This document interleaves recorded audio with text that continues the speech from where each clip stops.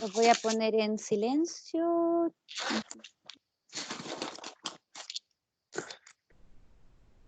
Ay.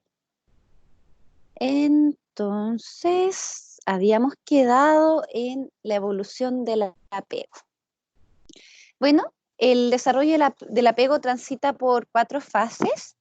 La primera es el preapego, que iría de las 0 a las 6 semanas, en donde se despliegan una variedad de comportamientos innatos, por ejemplo, prensión. Prensión, recuerden cuando los bebés aprietan la manito, ¿verdad? Cuando uno como que pone el dedito, el bebé como que lo aprieta, ¿sí?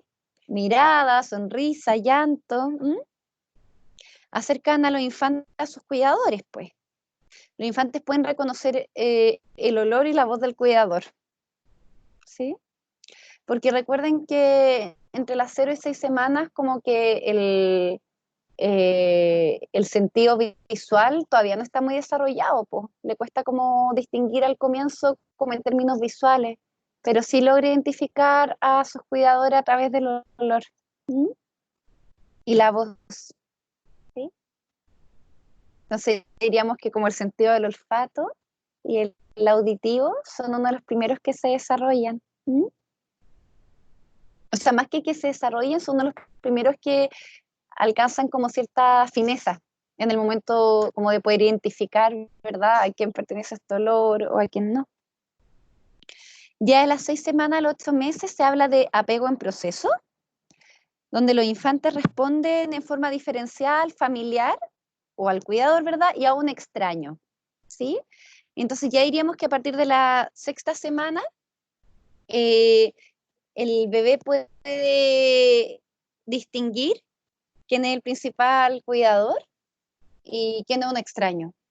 ¿Mm?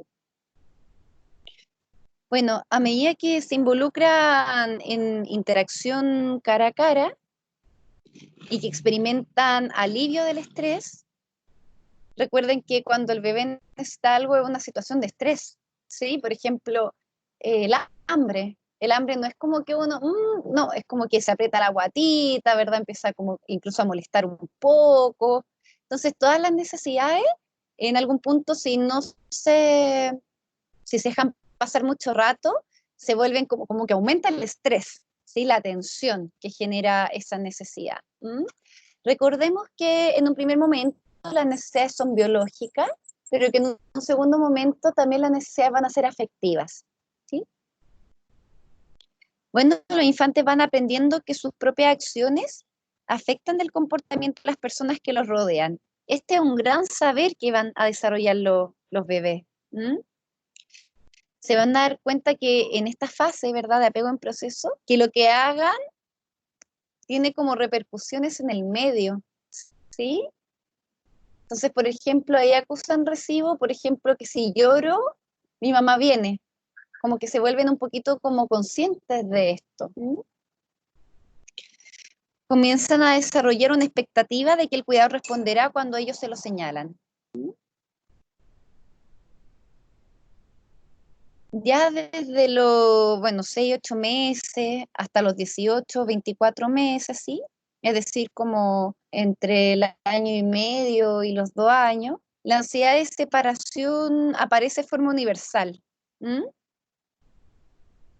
Por ansiedad de separación vamos a entender no como el trastorno de ansiedad de separación, porque esto es un trastorno, ¿sí? Que es como de lo infanto juvenil. Pero esto no es un trastorno, ¿sí? Sino que es como una expresión esperable de que el bebé va a notar cuando la figura de apego no esté o cuando el cuidador no esté. ¿Mm? Y ello puede implicar cierta ansiedad también, po. Y esto aumenta, ¿verdad? Hasta alrededor de los 15 meses, donde ella logra como tener ciertas nociones de la ausencia, ciertas nociones. Los niños usan al cuidador como una base segura desde la cual exploran el mundo. Y esto es reinteresante porque podemos efectivamente evaluar a través del modo en que un niño explora el ambiente, si es que tiene como un tipo de apego seguro, o evitativo, o ambivalente, ansioso, ¿sí?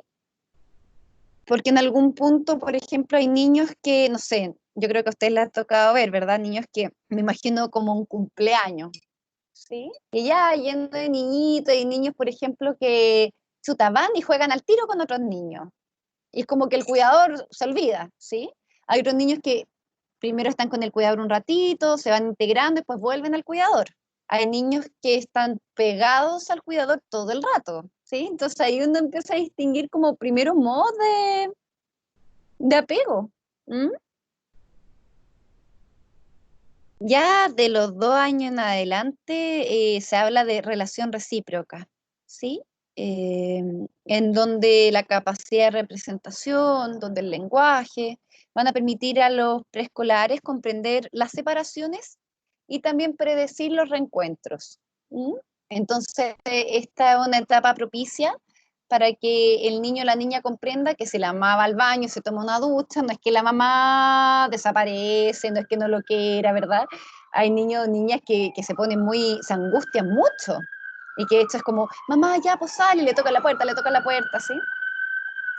Ahí yo siento que es re importante distinguir entre el tipo de apego, pero también de situaciones contextuales, porque yo estoy pensando, por ejemplo, en una compañera mía en el hospital que es técnico paramédico y ella tiene una hijita de 2 años y bueno, me comentaba el otro día que no puede ir al baño tranquila porque ella llegaba a la casa y la niña se le tiraba y mi compañera muy preocupada porque por supuesto no llega a la casa, se baña, todo por el tema del coronavirus.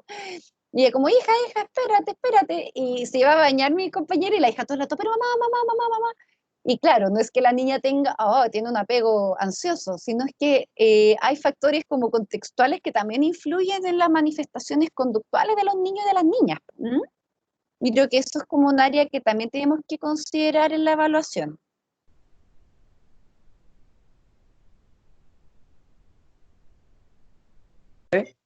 ¿Sí?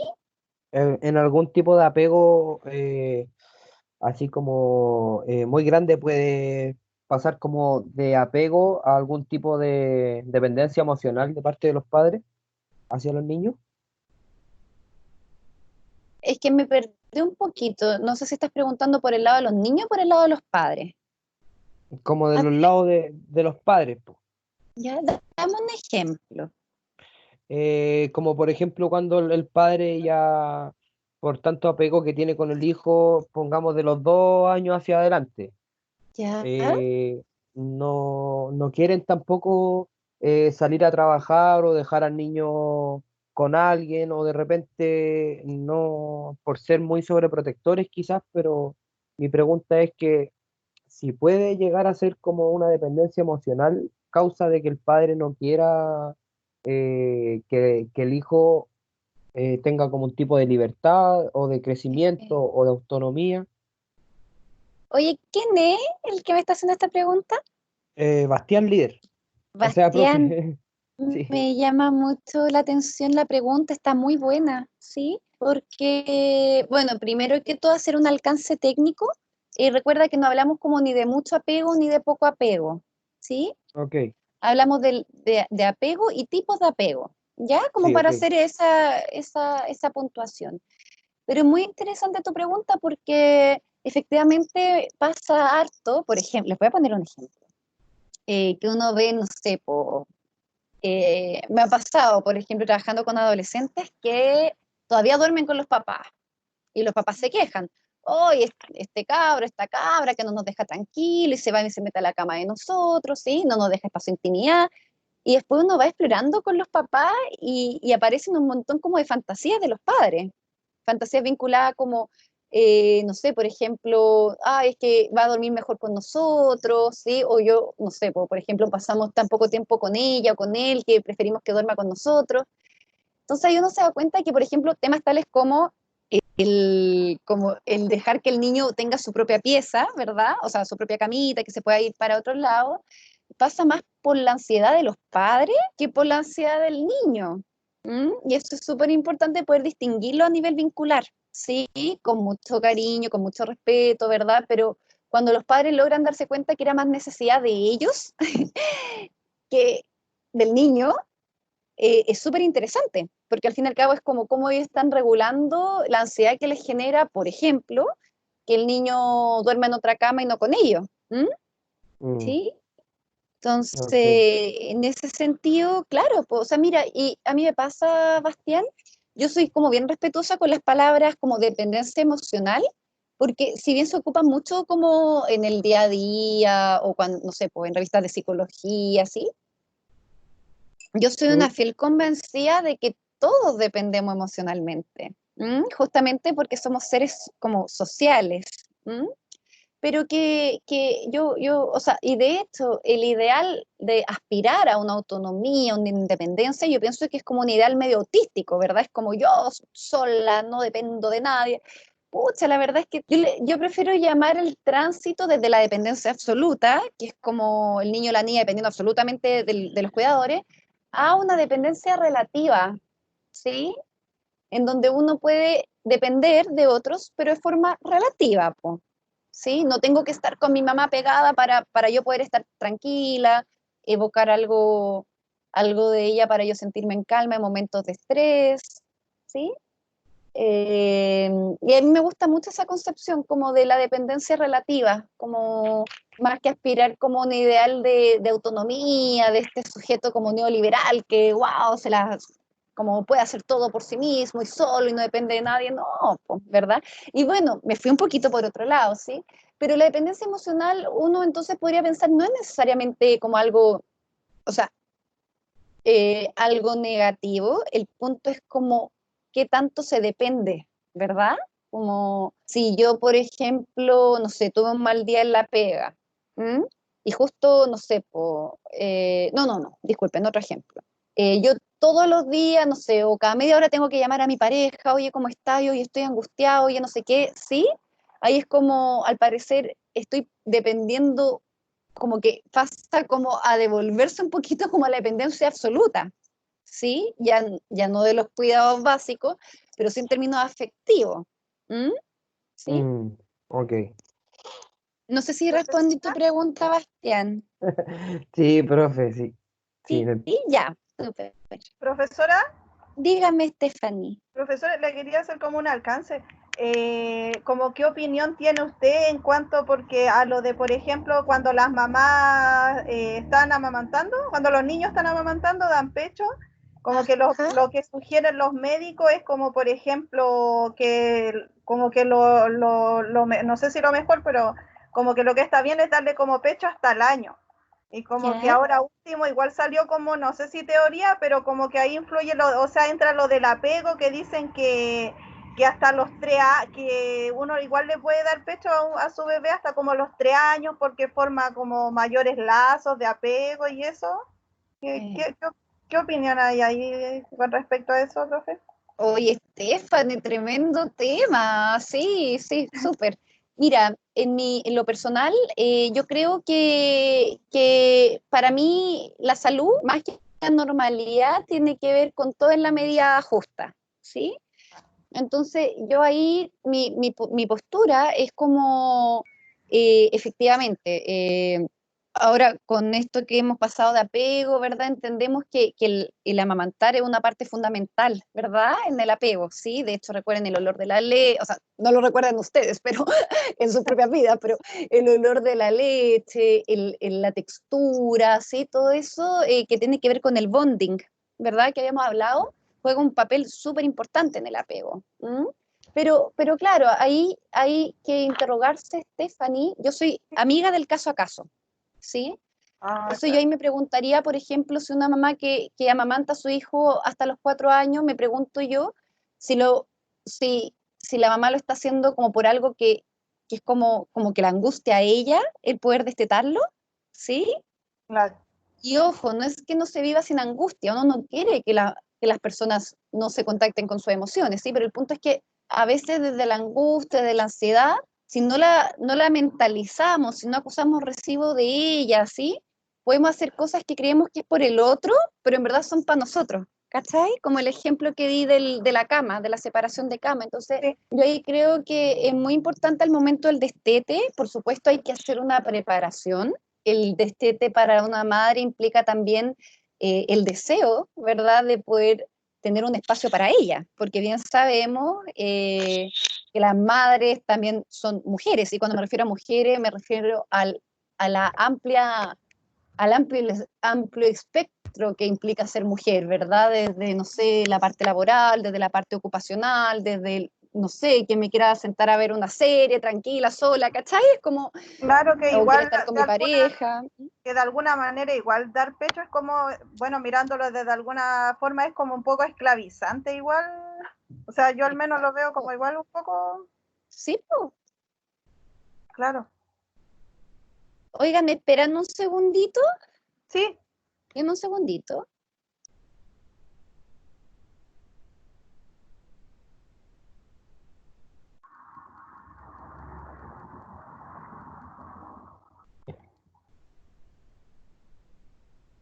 No se preocupe, no, gracias, gracias.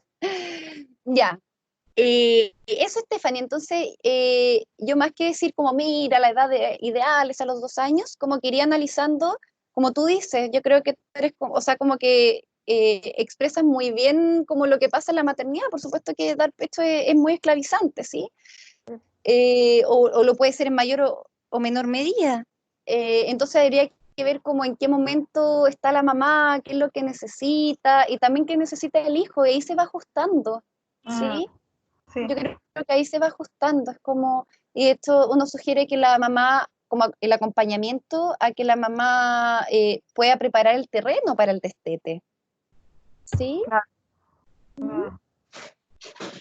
Muy buena, a mí me encanta, o sea, gracias por la acotación, como que siento que Sí. algo muy atingente, sí. Gracias, profe. Ujú. ¿Alguien más? Antes que continuemos.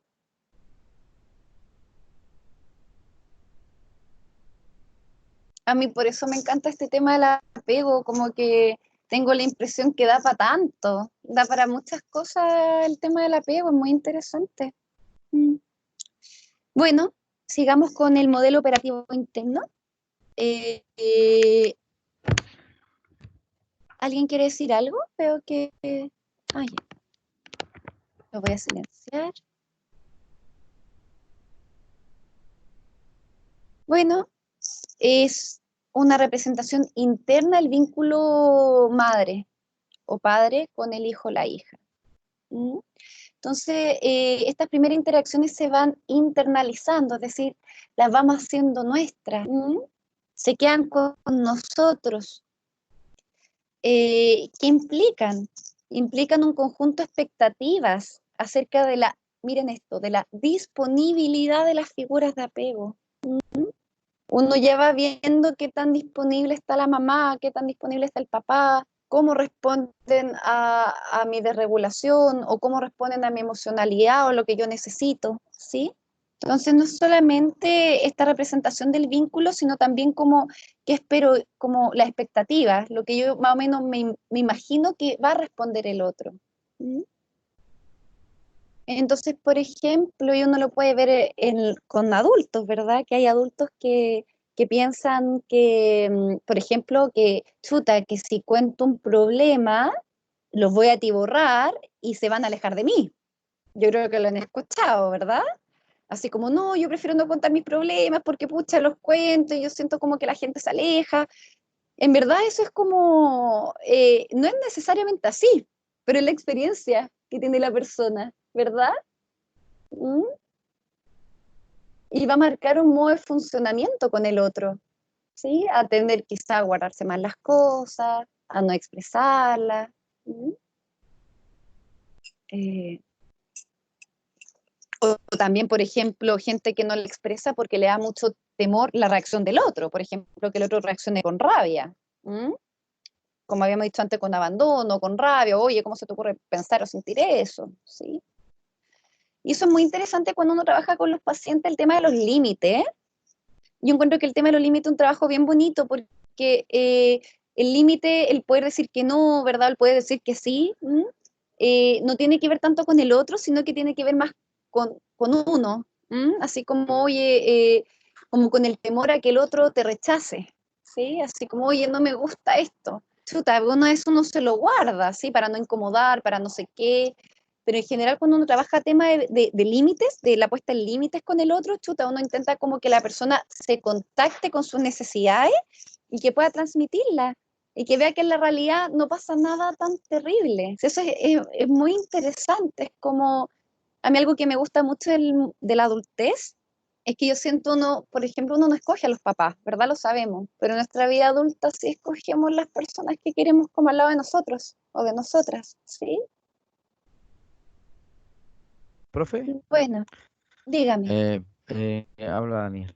Mire, cuando usted menciona acerca de ese apego del no querer contar sus cosas, ¿a ¿Sí? qué apego se está refiriendo? Porque ahí como que me produce un poco de ruido, porque si hablo de un apego emocional, ¿de qué forma yo veo eso de que a mí no me gusta contar las cosas? Eh, ¿Se puede, se- quiero clarificar un poco más la idea para poder comprender?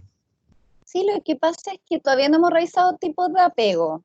De hecho, creo que Ah, vamos a ya. tener que dejarlo para la clase del sábado, ¿sí? Ah, ya. Pero Me estoy de adelantando, forma ya. para adelantarlo, a ver, trate de darme un ejemplo. Recuerde que yo funciono, disculpen si les No, pregunto no, tanto ejemplo, pero yo no. soy una persona Sí, que pero aprende con ejemplo. es que Así del que mismo sí, ejemplo. tiene...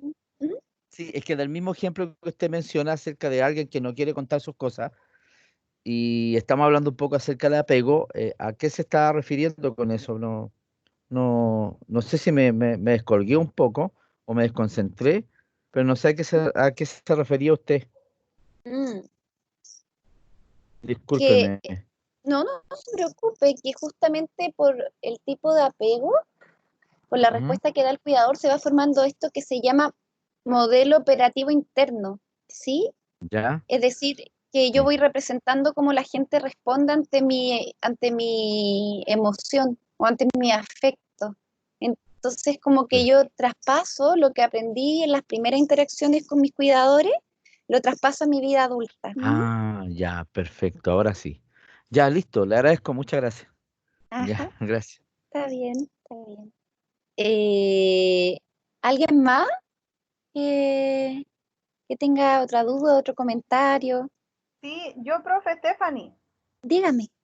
Profe, como mi pregunta es como pareció a lo que me hablaba el compañero Daniel, Ujú. pero más puntuales como por ejemplo cuando usted mencionó el que cuando uno como le cuesta como decir que no o rechazar ciertas cosas, ¿eso obedece como a algún patrón en específico o también va en los tipos de apego? ¿O eso también se va a explicar en los tipos de apego? No sé si Lo entendí. lo deberíamos explicar en los tipos de apego. Sí, Ah, ya. lo deberíamos Ya, explicar en los tipos de apego. ya. Ujú. Bueno, igual es lo que los ejemplos que les doy, yo le hablo desde la perspectiva del apego, pero se mezclan, se entretejen, también expectativas sociales respecto a la distribución y roles de género. ¿Mm? Yo les Mm, comentaba en la primera clase que, por ejemplo, socialmente más aceptado que para los hombres, para los varones, que la pena se muestra a través de rabia, o es más socialmente aceptado para las mujeres que nuestra rabia se expresa a través de pena, ¿sí? Como que también hay como un montón de factores como socioculturales, de expectativas, que van como, van acompañando la lectura que uno puede hacer del apego. no es como que sea solo el apego, que lo que uno hace es producto de lo que pasó en el apego, o sea, en el proceso de todo eso. Es como que un Exacto. conjunto de factores. Tal Ya. cual, Stephanie, sí, es como, de hecho, uno ve como, no sé, por los ideales de masculinidad, quizás de nuestras generaciones, que era como esto del hombre proveedor, el hombre que va a toda, ¿verdad? Que no da ni un paso atrás ni para tomar vuelo, ¿verdad? Ni para tomar impulso. Son expectativas que en algún punto también van moldeando como la regulación de los afectos. Po. ¿Mm? Claro. Sí, sí. Efectivamente, y se entrelazan, Stephanie, justamente porque los modelos operativos internos tienen que ver con esto. Mira un conjunto de expectativas de Ah, cómo va a responder el otro. Entonces, por ejemplo, no sé, esto mismo que les menciono, como este ideal de masculinidad, que es muy propio de como de nuestra generación para atrás, a veces a mí me ha pasado con pacientes varones que es como es que si lloro, muestro lo que me pasa, es como me van a dejar, me van a encontrar poco hombre, no me van a encontrar atractivo, ¿sí? Entonces, es muy interesante porque ahí es como uno guarda ciertas expectativas de cómo uno debiese comportarse, cómo uno debiese regularse efectivamente para no perder el amor del otro. ¿Mm? Por ahí va. ya. ¿Profe? Estimado, sí, dígame. Ah, perdón, No, no, perdón. dígame. Porque igual Pero vamos a eso es lo que terminar en esta usted, diapo. Así que dele. ya, lo que usted menciona en el fondo es un modelo social, porque si uno ve la forma como expresarse o la manera de, de- de sentir cierto apego, o la forma como yo reproduzco de alguna forma lo que yo aprendí, eh, es como, en cierto modo, de repente yo lo veo como algo más generalizado, en cierto, hay una conducta como repetitiva y aprendida, Exacto. y, y se ve a nivel como social, porque las problemáticas tienden como de alguna forma a entrelazarse y a repetirse, aun cuando yo Mm, entiendo que cada caso es individual, porque hay diferente historia, diferente vivencia. Sin embargo, en el fondo el patrón pareciera ser que es el mismo en cierto modo. exacto. Sí, Eso es. totalmente de acuerdo. De hecho, Mm. por lo mismo, Daniel, como a mí me encanta la teoría del apego, y por eso tampoco se los pasé al principio. ¿Se acuerdan que ustedes me hacen preguntas? Y yo, esperemos Claro, apego, sí, sí, porque para mí era ya, importante que viéramos, ponte tú, no sé, por el macrosistema, ¿sí? Como el claro. macrosistema, como hay ciertas ideologías, como hay ciertas como visiones que van moldeando, por ejemplo, el contenido que se pone en juego en los tipos de apego. ¿Mm? Justamente por Claro. lo que estás Mm, diciendo, es como, a mí me hubiera encantado partir con apego, pero es como, siento que si yo hubiera partido con apego, se hubiera perdido también que hay sí, coordenadas pues. sociohistóricas, políticas, que por supuesto que impactan, ¿m? Que le dan contenido, que le dan forma. Sí. Eh, sí. Ah, ok. Ya que bueno, gracias. Ujú. Ahora voy a dejar esto, bueno, los últimos minutos para que hagamos comentarios, preguntas y el resto lo pasamos la próxima semana, pues. Más, perdónenme, el sábado. Profesora, Ok. ¿Sí? hacer una Dígame. consulta, porque por lo general uno pregunta respecto del apego, como en el caso que falta el apego, ¿cierto? Y Mm, comentábamos un ejemplo, y qué sé yo. ¿Qué pasa con el exceso de apego? Lo que pasa es que es muy rutinario que yo, bueno, yo me dedico al área de familia y generalmente el argumento de las mamás para no pasarle los hijos a los papás ujú, es, no, los niños solo tienen apego con la madre.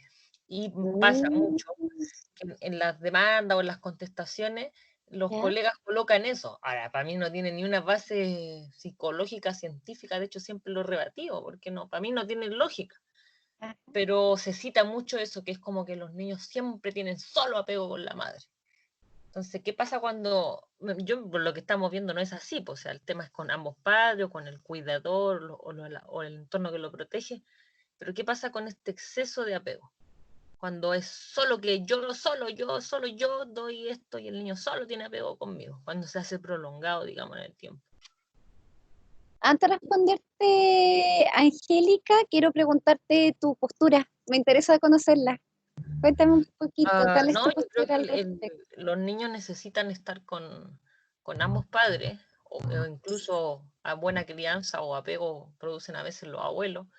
Mi opinión personal igual es como súper abierta porque a mí me criaron más parte de mi abuelo Ajá. y yo siempre tuve apego con ellos y después con mi mamá igual, po, cuando ya mi mamá pudo dejar de trabajar y qué sé yo. Ujú, Y por otro lado, por ejemplo, mi hermano chico se crió ujú. con apego conmigo más que con mi mamá. Entonces, para mí, los niños son como moldeables y por lo general mi postura cuando tengo que defender a un papá que pueda ver a sus hijos es decirle a la mamá que en definitiva mientras más gente quiera a ese niño, es mejor. No es que sea de una pura persona, mientras más amor un niño, más apego con más gente que lo quiere, eso forma un ser humano más fuerte, digamos. Exacto. Oye, qué importante, me imagino, en este mundo que tú transitas, el mundo como legal, ¿verdad? Como qué bonito y qué importante que hayan personas que tengan esta postura como la tuya. ¿M? A mí me toca mucho trabajar con el otro lado, como con padres que no pueden ver a su hijo y es terrible. ¿M? Sí, pues sí, eso es lo que generalmente yo veo más casos de papás hombres que pasan esa situación. Y es complejo porque se entiende a veces que la mamá puede estar molesta o ver el concepto de papá como pareja que fue penca. Pero el Exacto. papá, padre-hijo es distinto. Mm, Entonces es difícil sacar a veces a una mamá de esa concepción, de ese humano, digamos, en particular.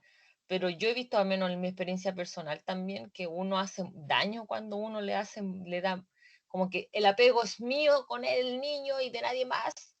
En entorno familiar, yo he visto que eso está mal. O sea, que en los años después no, cuesta el destete, como decía, pero de pronto de un adulto, de un adolescente, se vuelve complejo. exacto, exacto.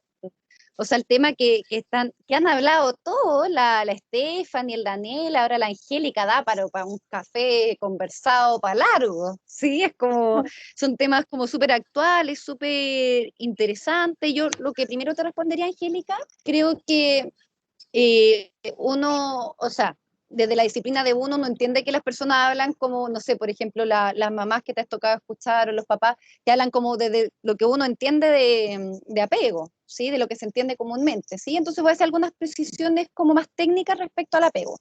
Lo primero es que desde como entendemos la teoría del apego, ¿verdad? No es que haya como o un exceso de apego, lo que uno podría decir, porque el apego está, ¿m? El apego es como, ¿cómo lo podría decir? Es como, imagínense un jarro con agua, y el jarro puede ser ancho y no sé, po, qué sé yo, y cortito, ¿sí? Puede tener una forma extraña, pero el agua está, independiente de la forma del jarro. Entonces, esa es como la primera puntualización que me gustaría realizar. Yo sé que lo entiendes de otra forma, me está hablando de cómo te hablan, ¿verdad? Pero como también recordar esa parte del apego, que el apego es como el agua en un jarro. Yo lo puedo cambiar de jarro, lo puedo cambiar a un jarro de otra forma, pero el agua siempre va a estar. Entonces, el agua del apego, solo que hay distintas formas de apego, ¿verdad?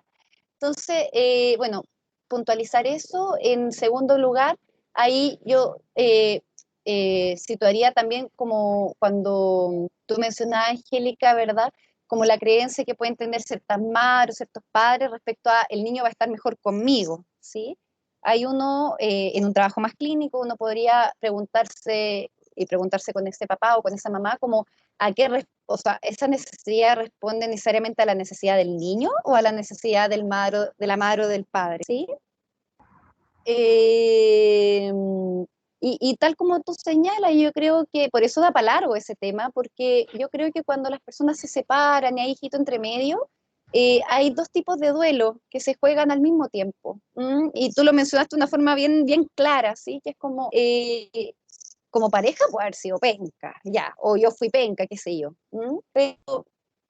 Pero como mamá o como papá es otro el rol, entonces es como un doble duelo cuando uno se separa. El duelo de chuta, lo pierdo a él o a ella como pareja, y el duelo de lo perdí a él o a ella como proyecto de vida en conjunto, como familia.